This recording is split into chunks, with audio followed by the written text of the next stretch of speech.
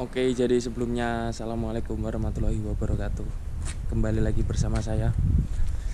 Nah, pada pagi hari yang mendung ini, saya akan memberikan informasi. Jadi, banyak teman-teman yang nanya, eh, di Jepang itu nyari perusahaan itu yang gimana, terus yang gajinya gimana kan? Nah, kalau di Jepang itu tuh tergantung dari apa ya, dari SO atau komianya. Jadi setiap ada mensetsu itu biasanya itu kita dikasih tahu eh, perusahaan itu sistem kerjanya itu dalam 1 minggu itu berapa hari, terus gajinya itu sekian gitu biasanya.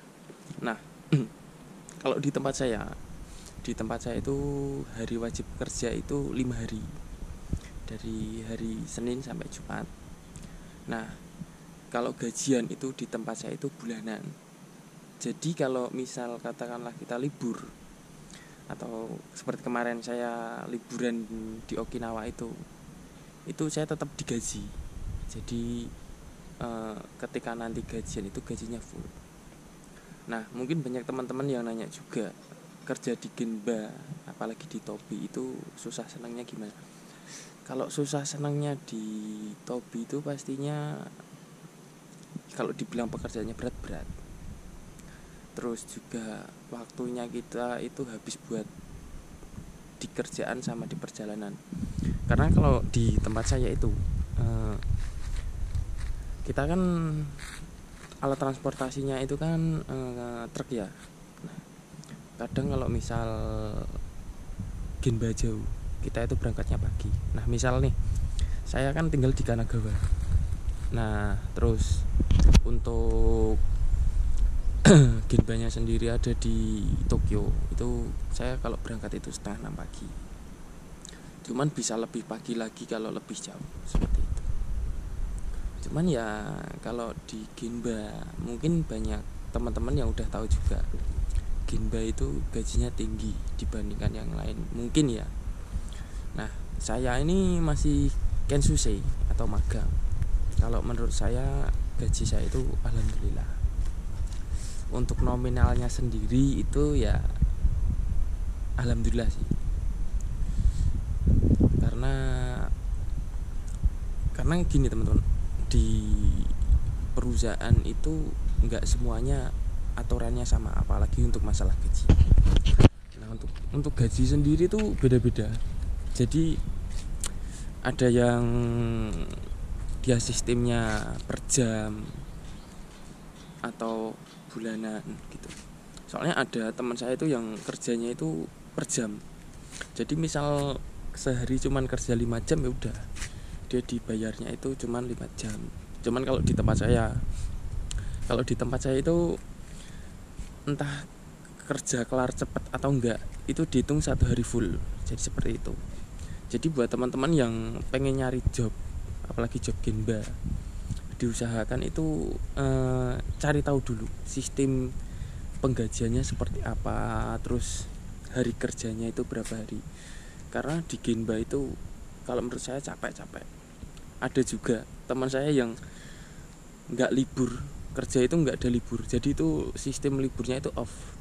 Dalam artian off itu ketika misal dia nggak ada kerjaan, dia baru libur. Cuman kalau alhamdulillah di tempat saya itu libur itu pasti. Jadi Sabtu Minggu itu libur. Cuman kadang kalau di tempat saya kerjaannya lagi banyak, itu bos biasanya nawarin, besok hari Sabtu mau lembur atau enggak. Nah, hari ini saya itu libur. Jadi setelah saya dari Okinawa kemarin, saya itu kerja 2 hari dan sekarang libur karena alhamdulillahnya juga itu kerjaan sepi, nggak terlalu banyak, jadi kita bisa istirahat seperti itu. Nah, kegiatan saya sehari-hari cuman kayak gini teman-teman. Paling kalau libur paling ya keliling-keliling di sini. Terus paling apa ya, kalaupun keluar ya nggak terlalu jauh. Soalnya juga sekarang ini mau hujan, cuacanya kurang mendukung.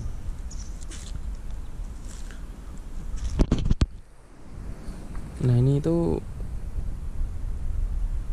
udah mau turun hujan kayak gitu.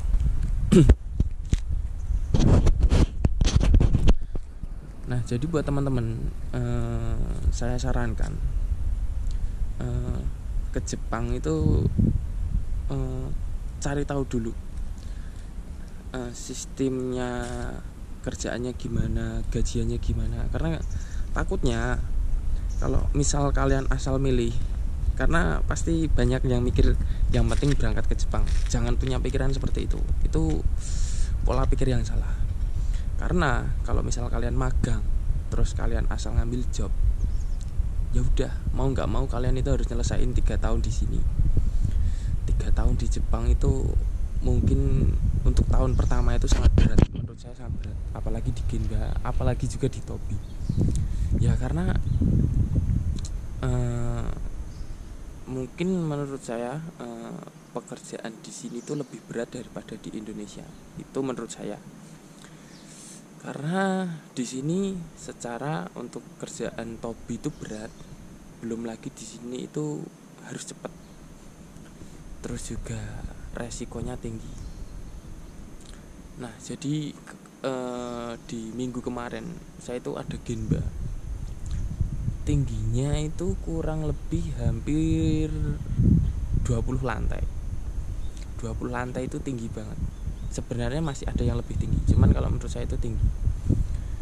Dan kalau awal proses pembangunan itu ya emang memakan resiko ya, karena belum tentu juga itu mereka dipasangi pengaman. Jadi kita harus benar-benar mastiin bahwa Asiba yang kita pasang itu benar-benar safety. Ya karena di sini juga banyak kasus juga ya yang teman-teman kecelakaan kerja sampai meninggal dunia itu banyak. Nah buat teman-teman kalau mau ke Jepang, menurut saya ambillah job sesuai kemampuan kalian. Jangan asal ambil job. Misal kalian ini nih bisa ngelas, terus kalian ngambilnya malah ke Tobi, takutnya nanti kaget terus dapat lingkungan yang kurang enak, kalian nggak betah terus pengennya pulang. Yang jadi masalah tuh gini teman-teman, misal kita bisa pulang, cuman kalau kita mau ke Jepang lagi itu kita harus prosesnya ke TG, mau nggak mau harus ke TG. Dan saya kurang paham apakah dalam waktu kurun yang pendek itu langsung bisa ke TG, itu saya kurang paham. Karena setahu saya magang itu kita harus nyelesain kontrak selama 3 tahun. Setelah 3 tahun kelar kita baru bisa ke Toko Tegino.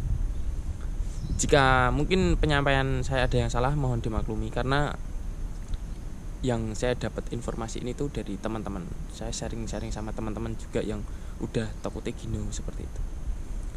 Jadi itu saja pesan dari saya. Mungkin kalau ada pertanyaan yang teman-teman rasa kurang paham, langsung aja klik di kolom komentar. Jadi terima kasih. Wassalamualaikum warahmatullahi wabarakatuh.